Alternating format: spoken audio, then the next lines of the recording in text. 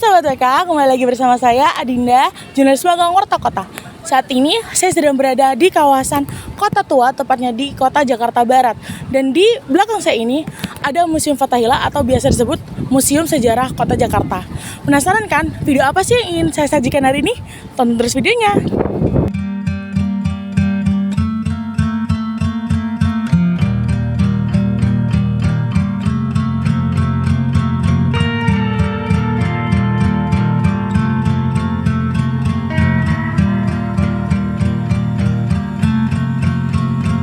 Baik, nama saya Pak Suparta. Saya sebagai tim pemandu di Museum Sejarah Jakarta atau Museum Fathahillah. Baik, kalau kita cerita museum, artinya kita cerita sejarah gedungnya sebelum menjadi museum gitu ya.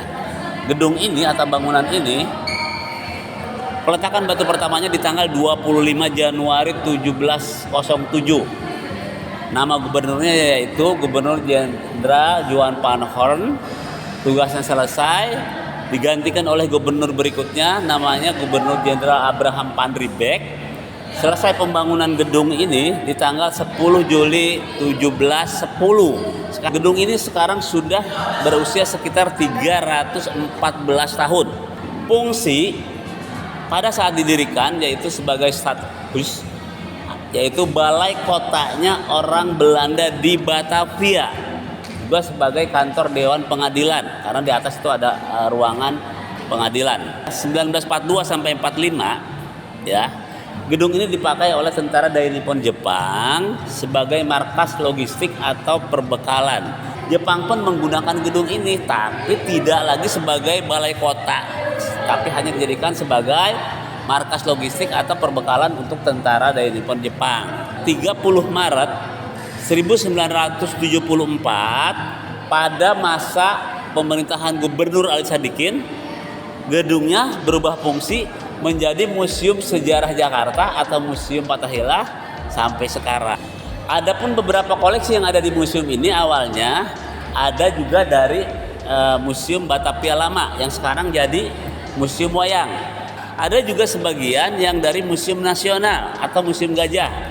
Contoh misalkan ada lemari besar, itu dulu awalnya di sana.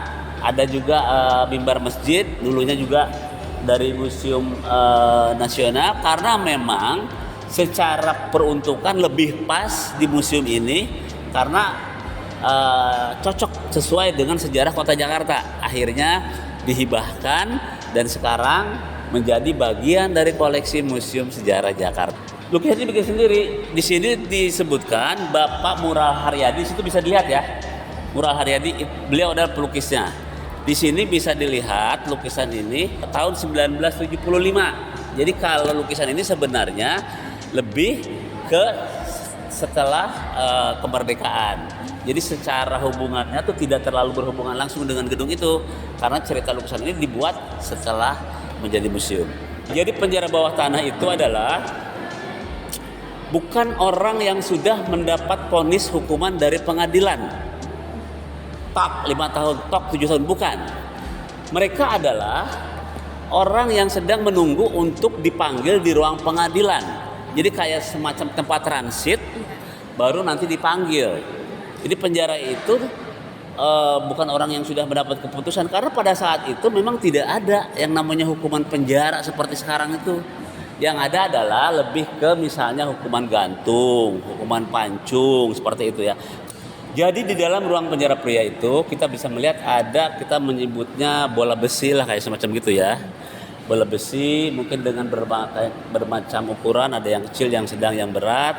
Nah, bola besi itu kenapa ukurannya berbeda? Karena gini, ukuran batu menentukan tingkat kesalahannya, ya kan? Berarti semakin besar kesalahannya, semakin besar batu yang diikatkan di kaki para tahanan. Satu ruangan itu mau pilih ruangan yang manapun, ya dalamnya begitu itu, gitu. Ya sama. Terima kasih atas kunjungannya ya. Terima kasih. Nah, jadi gitu Sobat WK, perjalanan saya di Museum Sejarah Kota Jakarta. Nantikan video-video saya selanjutnya dan sampai jumpa.